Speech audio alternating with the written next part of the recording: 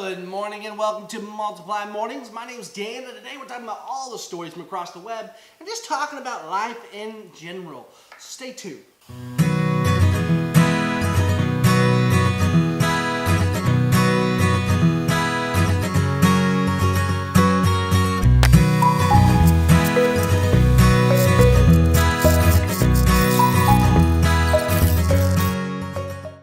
So today we're talking about an issue that's been growing for so long in the follower of Christ, the Christian movement, and that is this element of liberalism that's seeking up. And let me just elaborate on what I'm saying here. So just this last week here, Lifeway, which is one of the biggest Christian publishers in the world, has come out and they've actually stopped carrying and publishing the books of Jen Hatmaker. Now, she's a very prominent Christian author. She's written a number of books, and she recently came out as a pro-LGBT supporter. And the reason they pulled her books is because they stand by a moral code, an element of what they believe, and that this author is going against it. I know people are going to try to make it out like that Lifeway's a bunch of bigots, angry people, but let me just break this down for a second. As Christians, we are called to hold to a standard. Lifeway holds the Bible as a whole. It holds to what it says, what it means. And you know what? I see in so many debates that rage on today, people trying to say the Bible doesn't say that homosexuality is wrong. I've heard so many people since I was in high school even saying that it meant like homosexual rape and stuff like that. I'm just going to say it right now. That's false. Whoever told you that, I guarantee you they're probably not actually read the Bible at all. If they are, they're listening to what somebody else told them who probably hasn't read the Bible, and so on and so forth. The Bible, without a doubt, unequivocally says it's wrong. It does. So if I'm a Christian saying I follow Christ, I have to take the Bible as a whole. The reason I say that is because I can't say, Jesus says this, and I'm like, Jesus may have said that, but I don't believe that about it. And then say I'm a follower of Christ who's 100% involved in what he wants. Liberalism and a relationship with Christ, they really can't coexist with one another. God's not politically correct. He's not. God doesn't try to be. He is God.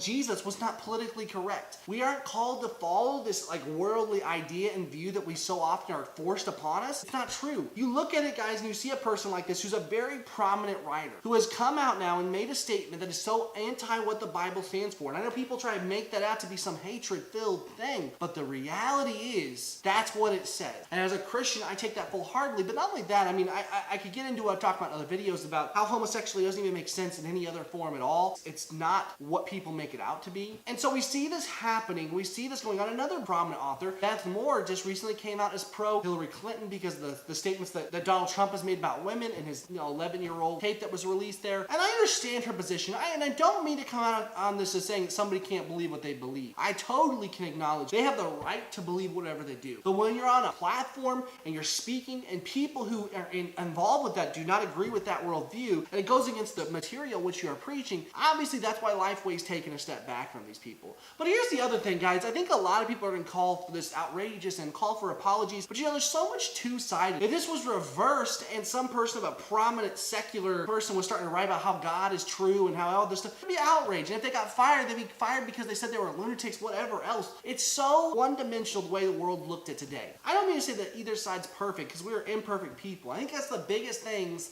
that the world misses about the church is that we are imperfect people. I'm not better than anybody, but I'm a person trying to go to where God has called me to be, which is like him. And so people like Jen Hatmaker and Beth Moore, I cannot say that they don't have the right to believe what they can believe, but I think we do have the right to not purchase their books, to not want to endorse their books or publish their books like Lifeway is. Lifeway is owned by the Southern Baptist Convention. It is a convention of people who stand to a moral standard that is dictated by the Bible, of the Bible, for the people. It is 100% set. And so I think this whole stuff going around is crazy. I'm sad to hear that she's doing this because I think it weakens the Christian position. But you know what, guys? We've got to keep our heads up. This last Friday we talked about the mindset of maintaining who you are and your beliefs in all moments, of just having integrity throughout all that life is. And then when the world's coming at you screaming, you're wrong, you're wrong, you're wrong, we don't budge because we know we're right. And I think that's so important as Christians that we rally to this, that we don't begin to pick sides. We don't apologize for what we are and really take the Bible for what it is, which is a complete, holy, perfect Word of God. It's so true, it's so important, it's so fundamental to what we are. And we can't just sit here and take halvesies. It's not possible. I feel sorry for these people. I'm saddened by what they do, but I cannot support them. That's where I'm going to leave that story today, guys. It's just so much to just digest. This whole society change we're going through right now. This so personal, me, my, I. It's just getting tiring. I just call for your prayers in this. I think we have to be a united front, guys, and not be afraid to stand up and speak the truth.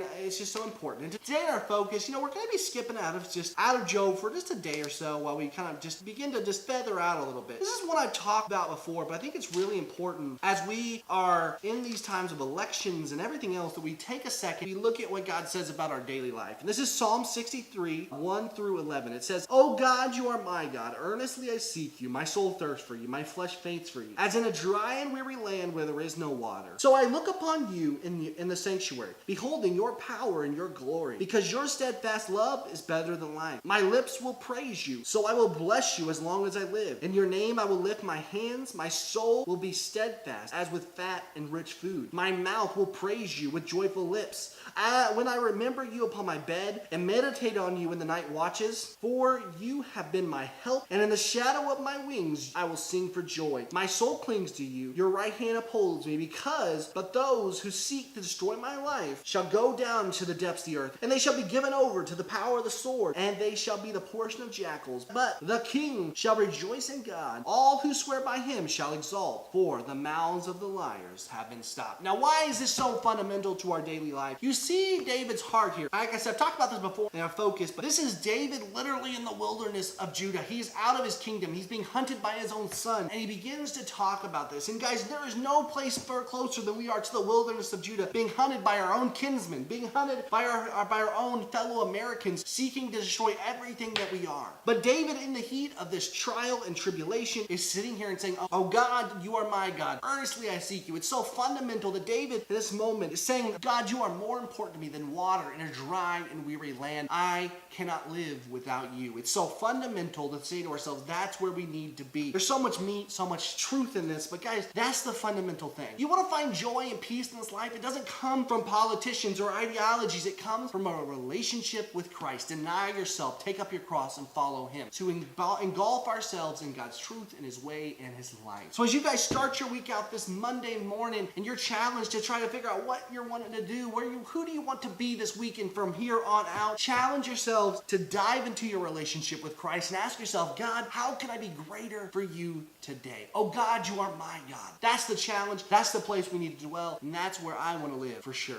All right, guys, I want to take one quick second and say thank you guys so much for watching today's video. If you enjoyed it, please hit that like button. If you want to subscribe, hit that subscribe button. If you want to see more, just check out all the videos on the channel. We're here every day, Monday through Friday, and we got reviews coming out like crazy, guys. We are here for you. Thank you so much for watching. God bless, and I'll see you next time.